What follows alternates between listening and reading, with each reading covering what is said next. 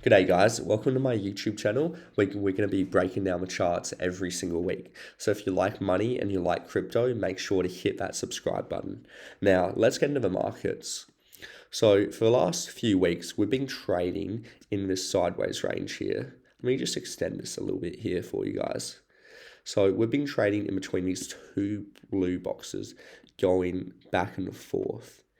And how you want to think about price, guys, is you want to think about price in ranges. We've been pretty much in this range for the last few weeks, right? However, on the weekend, we did actually break below that into this blue box here.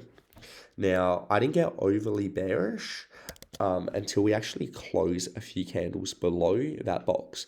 Now, we wicked below briefly, but we came straight back up, which is extremely bullish, especially with these hammer candles are extremely bullish.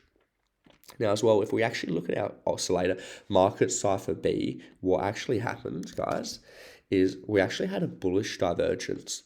And what that is where price actually came lower, our momentum waves actually put in lower highs. And this indicated a loss of momentum to the downside. And this is actually why I entered into a long position at this point here. And right now I'm up quite a bit on that trade. Now, where is price going now? Because we've made our way back into this zone. Well, as a trader, I would be looking for price to continue to bounce around in this zone until we get a breakout either to the upside or we get a breakout to the downside. So if we actually look at our momentum waves right now, let's see what it's telling us. Right now on the 4-hour chart, we're actually looking a little bit topped out. So we're looking like we want to curve to the downside, and this would bring price down. So a likely area for price to go is back into this box here and potentially find support before making a bounce. So in the short term, on the 4-hourly time frame, we're actually looking a little bit bearish at the moment. Let's have a look into our middle time frames. So 6 hour, we're looking, we're not looking super bullish. This is looking like it kind of wants to start turning, but it could also make its way to the upside as well. So that's kind of mixed signals on that one. 8 hours, kind of the same thing. We're kind of at that zero line already. If we actually go to our higher time frame, so if we go to our daily chart, we're actually looking quite bullish on our daily chart. So this momentum wave is looking very oversold, and we're actually also printing bullish divergence where we have our price making lower lows, but our momentum waves is actually making higher lows. And this is indicating to me that price on the daily chart actually wants to go up.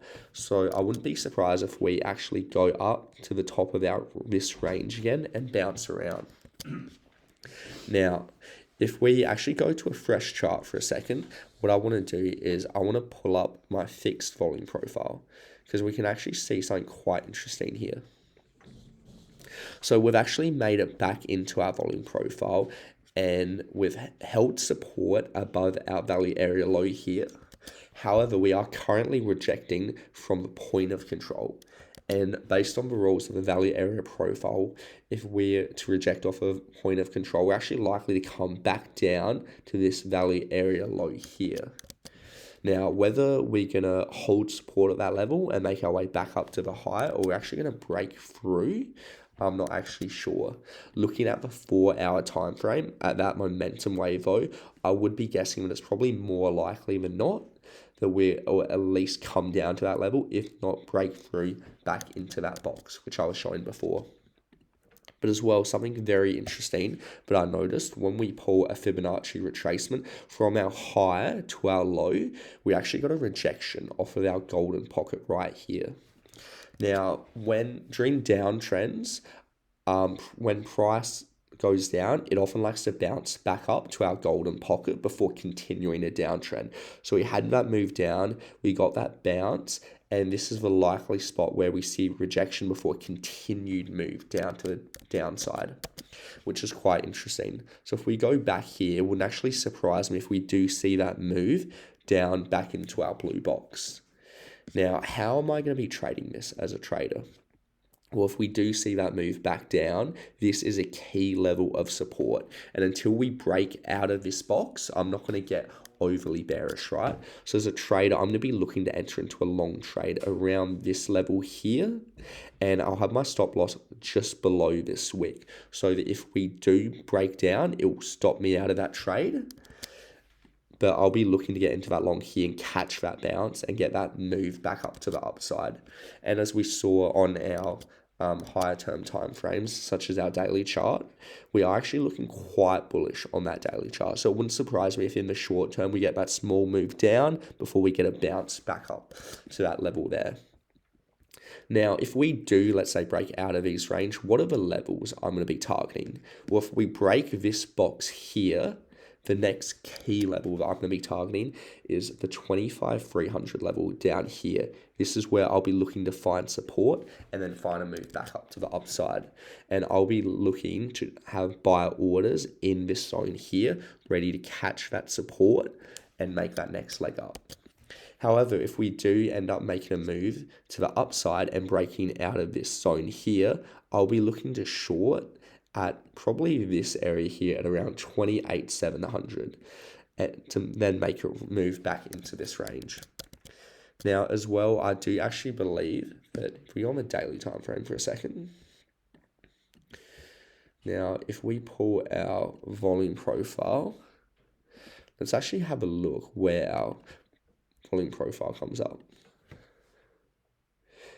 All right, so we do have our point of control around 2,800. So that's probably the level I'd probably be looking at for either a short to get a bounce there, or we could even potentially make our way up all the way up to our value area high at 28,900 before then seeing a bounce. And that's what I'm looking at in the market. So at this stage, I'm probably leaning a little bit more bearish in the short term, seeing as we do have that. We did have that Fibonacci rejection, and our momentum wave is actually looking quite topped out at the moment. So I'm probably looking to come down, get a bounce in my box here before making our way up to the higher of these range. So I'll probably be entering into a short position, and what I'll be looking for is if we actually come down here, I'll be looking at the oscillator. If we're starting to look topped out as we get into this box, that is where I'll be looking to enter back into the market. And that's all I've got for today. Hope you guys enjoyed. Like and subscribe. Thanks.